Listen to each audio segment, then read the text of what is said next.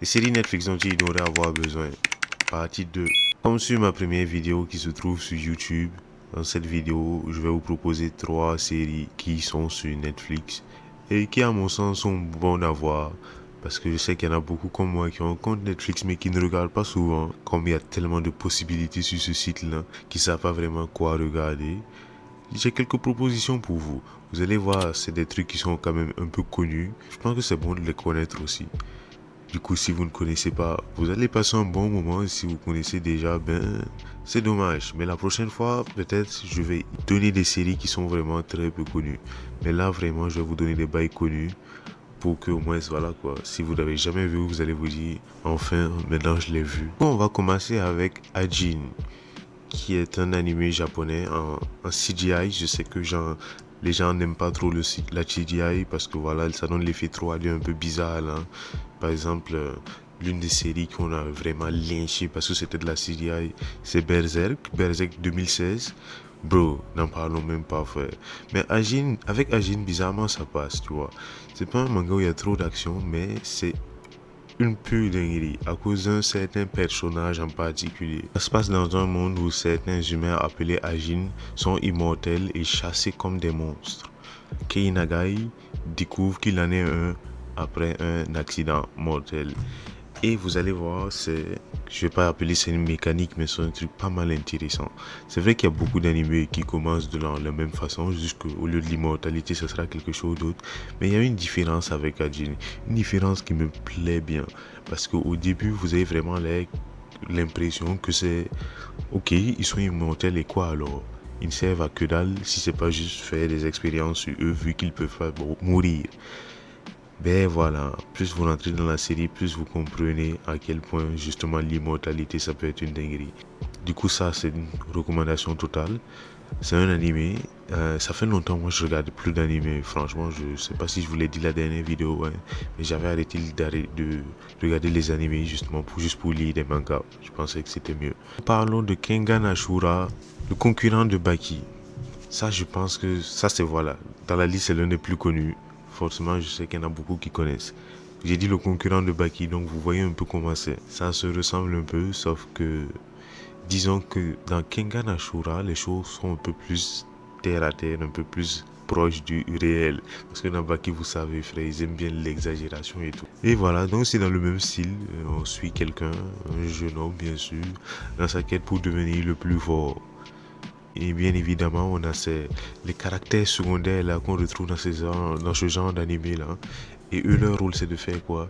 C'est juste de péter un plomb, frère.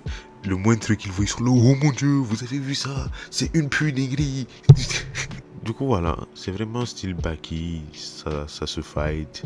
C'est vraiment pas mal. Ça aussi, c'est en CGI. Et bizarrement, ça va bien. On sent vraiment, par exemple, les impacts, tout ça là, ça se sent vraiment mieux que sur Baki. J'ai vu récemment aussi une série Netflix, Kengan Ashura versus Baki, où les deux protagonistes se sont fight. Et bien, c'était quand même une bonne idée en vrai, mais bah, je ne sais pas. C'était une bonne idée, mais je pense qu'ils l'ont pas bien fait. À mon avis, ils l'ont pas bien fait. Mais Kengan Ashura, allez-y sans hésiter. Si vous avez bien aimé Baki, vous allez adorer. Il y a 3 saisons, si je dis pas de bêtises, 12-12.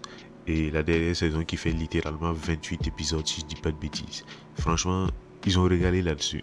Totale recommandation. Dans notre dernière série que j'aimerais vous présenter aujourd'hui, Arcane by League of Legends.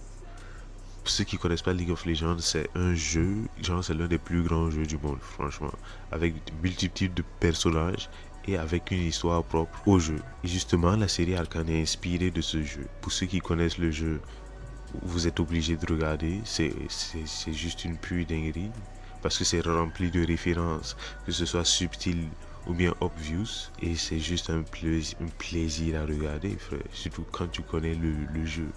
Là où ils ont fait fort, c'est que même si tu ne connais pas le jeu, ça reste une très belle série.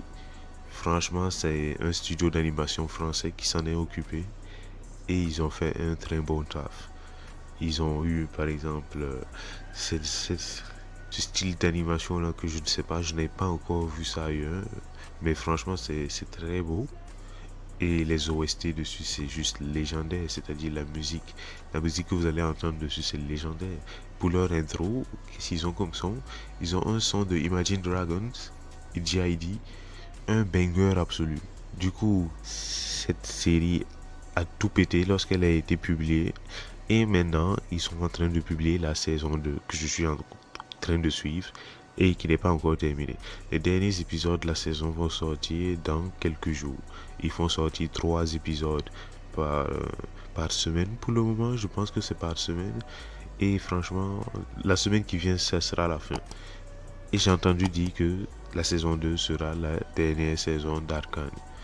Je ne sais pas comment ils vont finir avec ça, mais ils ont dit qu'il y aura quand même d'autres shows sur l'univers de League of Legends aussi. Donc ça aussi, on va garder ça à l'œil, frère, parce que ce qu'ils font, c'est du bon travail. Que ce soit pour les compétitions qu'ils organisent ou bien justement pour l'histoire des personnages qu'il y a dans leur jeu, ils font du bon taf. Et voilà, tout ce qu'ils font, c'est que ça sera bon. Du coup, cette série, la totale recommandation. Je ne rentre pas dans l'histoire pour vous spoiler quoi que ce soit. Il y a de fortes chances pour que vous aimez. Du coup, c'est tout pour cette partie 2. Bien évidemment, je vais vous préparer une partie 3, mais en attendant, il faut que j'aille regarder Netflix.